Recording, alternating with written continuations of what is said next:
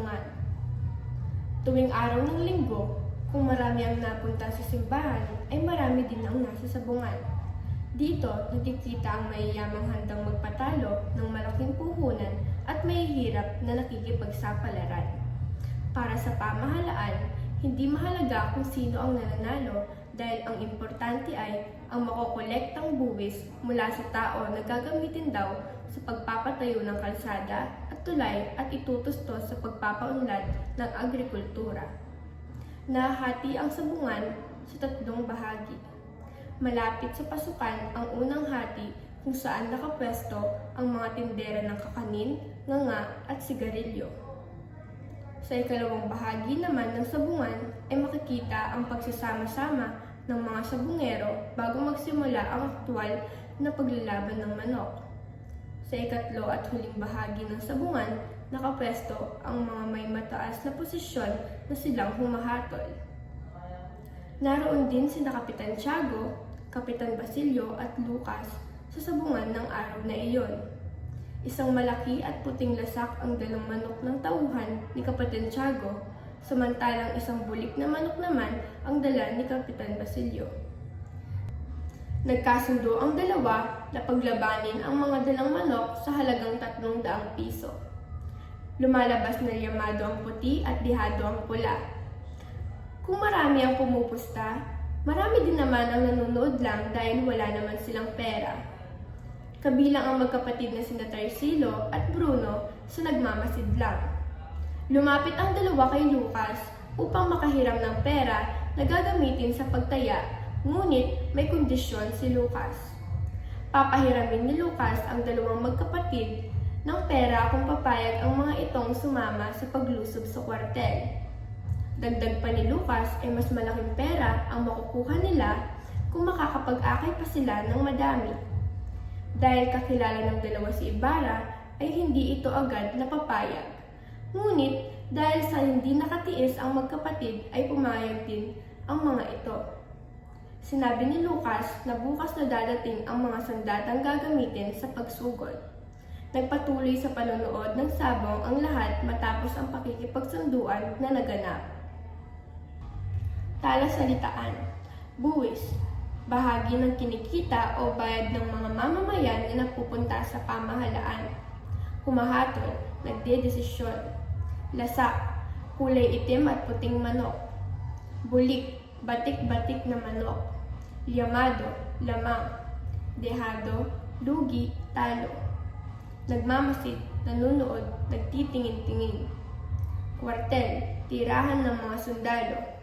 Makakapag-akay, makakapagsama. Ang una ko pong iuulat ay ang Kabanata 47, ang dalawang senyora. Habang abala ang iba sa sabungan, namamasyal naman ang mag-asawang Don Tiburcio at Doña Victorina sa kabayanan upang makita kung paano mag-ayos ng bahay at mag-alaga ng bukid ang mga Indyo. Nagagalit ang Donya sa tuwing hindi ito ginagalang ng mga nakakasalubong. Inutusan niya ang asawa na paluin ng baston ang mga hindi nagbibigay galang. Tumanggi naman si Don Tiburcio dahil ito ay may kapansanan.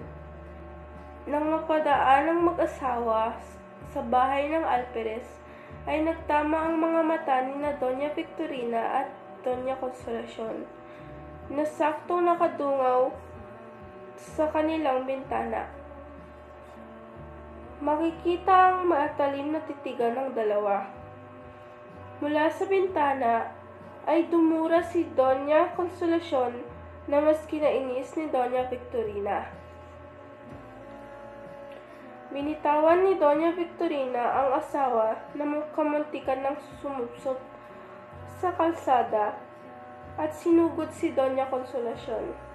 Doon, walang tigil na nag-atipustahan ang dalawa.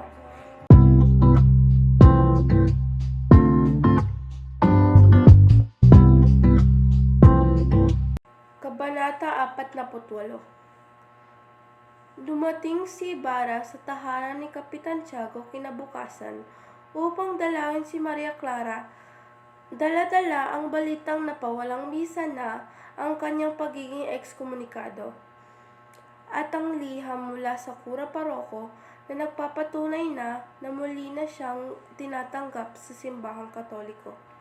Tuwang-tuwa na nagsisisigaw si Tia Isabel habang tinatawag si Maria Clara.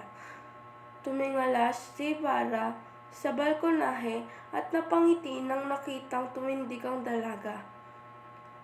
Ngunit mabilis na binawi ang ngiti ng binata nang makitang may daladalang pumpon ng rosas ang dalaga.